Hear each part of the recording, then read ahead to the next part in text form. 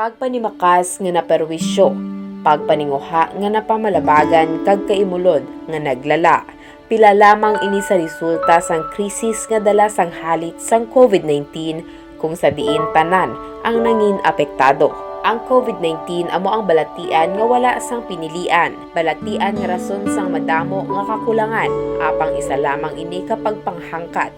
Pagpanghangkat nga malampuasan gid lamang kung ang tanan nagabinuligay. Sa sini nga krisis, limitado ang hulag rason nga limitado man ang nagatrabaho kag kita sang mga tawo. Gani bilang gamay nga bulig nagtihon sang isa ka programa ang gobyerno nga ginpangunahan sang Department of Labor and Employment.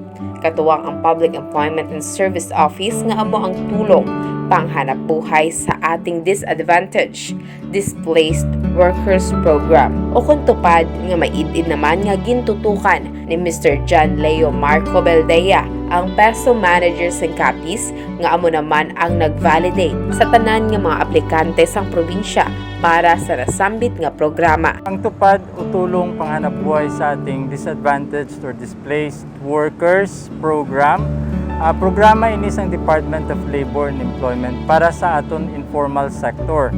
Pag ginambal naton nga informal sector, amo ni silang mga wala sang regular nga sweldo, kaangay sang aton mga drivers, mga tricycle drivers, jeepney drivers, no, kaangay sang aton nga mga farm laborers, home-based workers, no, kag iban pa nga sektor. Specifically ini nga tupad subong, ginatawag ini sang DOLE nga post-COVID intervention program para makabulig sa tanan nga mga nga ara sa informal sector nga naapektuhan ang ila pangabuy-anan kag trabaho bangod sang pandemya. Kag sang nakaligad gid lamang nga sinimana, tuman nga ginkalipay sang 265 tanan ka mga residente sang syudad sang Roxas ang balita nga sila ang magaumpisa na sa ila nga pulo ka adlaw nga pagpanrabaho.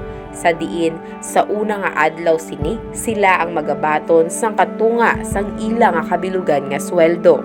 Nahibaluan nga ini sila tanan ang naubusan na sang budget, apang tungod wala magpasugot kag magpabaya ang amay sang probinsya, ginhimo sini ang kutob sa iya masarangan, mabuligad lang ang mga nagakinahanglan. Ang pondo sang tupad nga ginaimplementar sang gobyerno probinsyal, initanan bangod sang pagtimakas sang aton kabalaka Governor Nonoy Evan Contreras.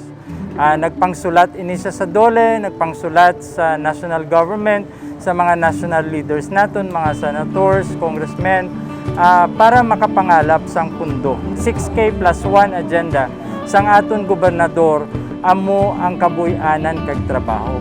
So sa kaluoy sang Ginoo, no, nangin positibo ang response sa iya sang national leadership kag nakapangalap sa sang pondo. Specifically, ang ining gina-release naton subong, no, gikan ini sa kay Senator Lito Lapid, no. Apang wala ini nga budget gin download sa probinsya, nagpabili niya ang pondo sini sa Department of Labor and Employment Region 6. Amo nga nangin madali ang pag-release sang ila sini nga sweldo. Isa si Nanay Carol Ardenia sang poblasyon Colase sang syudad sang Roxas sa mga tuman nga apektado kag nagpenitensya tungod sang pandemya. Gani ginkalipay gid sini nga natagaan siya sang tsansa nga mangin benepisyaryo sang nasambit nga programa.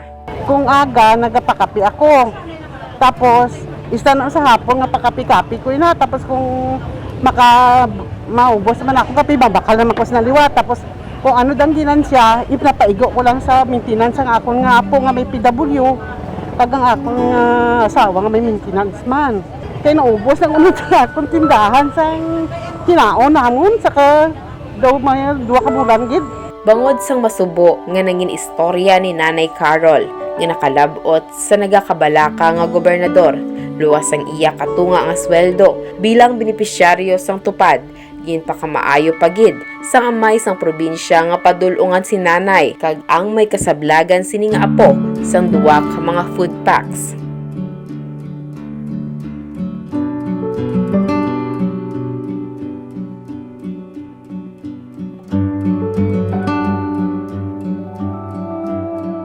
Bisan gabalay ng kabulig halin sa aton nga gobernador nga sa iya pagkabalaka apang kabulig man sa inyo ado-ado nga pag-tuntunan. Sa ayuda o. Okay. Kaya makabulig iti sa akong mga apo, kag sa akong man nga mag-asawa. Salamat gid madamo.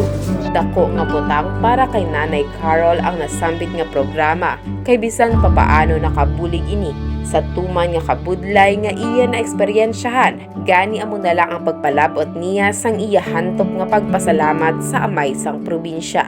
Luwas kay Nanay Carol nga naputo ang panangaboy-anan nga tindahan. Nabuligan man ni Governor Esteban Evan Nonoy Contreras ang madamo nga mga jeepney kag tricycle drivers and operators nga halos katunga gid ang pagnubo sang ila adlaw-adlaw nga kita tungod sang pandemya. Sa subong ko ni confirm ko akon kita at tuman gid kanubo sang sa nagligad.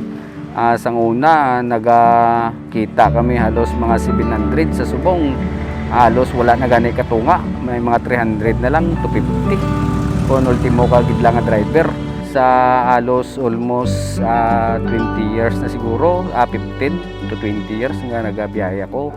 Sa subong pa lang gid ako naka sing trabaho nga subong sini. Salamat gid sa duli. Gob, salamat gid kag sa imo paghatag sa amon tsansa nga bisan papaano gob maka piyan-piyan gid dinhi sa amon pangadlaw-adlaw nga mga iliwaton kag sa amon mga galastuon. Sa sini nga sitwasyon dako gid ang mabulig sini sa amon kay wala kami ang amon pa nga buhi sa tricycle hindi maka yanda nga chimpo. Ay pasalamat gid kami kay gobernador sa sini nga sitwasyon nga ginhatag niya nga benepisyo sa amon. Sa subong tinion sang pandemic nga ini kay isang una do simple lang ang 150 180 nga arkilasang driver kay tungod nga dako ang inakita kay damo ya pamasayro pwede ya kasakay ang hasta sa 5 por sa subong isa gid lang dako gid ako gani pagpasalamat namon sa kay Gob na nabidyusan niya man sa amon nga subong sa nga sitwasyon sa amon nga pagpangabuhi subong kaiwat na subong mariit ng aton sitwasyon. So gapasalamat kami kay Gob nga namidyusan man ni Gob. Dako gay nga bagay makabulig sa amon subong lalo subong nga naga budlag ang kuan og pangangita kay halos hindi ka makagwasay mo kuan panimalay. Nagapasalamat ko kay Nonoy Contreras nga nakabulig sa amon bisan amo na lang nga bagay dako nga bulig sa amon. Samtang hindi lang ang mga naputo ang tindahan kag may nagnubo nga kita ang nabuligan kay ginhatagan man sang prioridad ang mga nawad-an gid sang palangaboy-anan kag iniamo ang aton mga kauturan nga nagakita kag nagasuporta sang ilatag sa kapamilya tungod sa talento nila sa pagkanta o kun pag-entertainment sa mga bisita. Luwas sang sweldo, sorpresa man nga gin-anunsyar sang peso manager ang isa ka benepisyo para sa mga benepisyaryo sang nasambit nga programa. Luwas sa ila sweldo kay ang ila trabaho sini napulo ka adlaw, magabaton sila sang sweldo nga 395 pesos. So times 10, suma total ang ila pagabatonon sini 3,950. Maluwas sina gin-enroll man ini sila sang dole sa Group Personal Accident Insurance sang GSIS. So gani covered man ini sila sang insurance. Maluwas pagit sina may counterpart man ang gobyerno probinsyal nga face mask kag gloves para nga sarang nila magamit sila panrabaho nga amo man ang ilagin baton.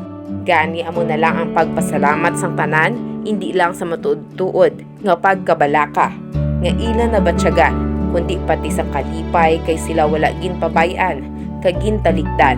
Madamo ang nagasiling nga inina ang kamatuoran sa nangin promesa sang amay sang probinsya nga ipalapit kag ipabatya gid niya ang gobyerno sa tawo nga isa sa mga ginatutukan niya sa 6K+1 agenda.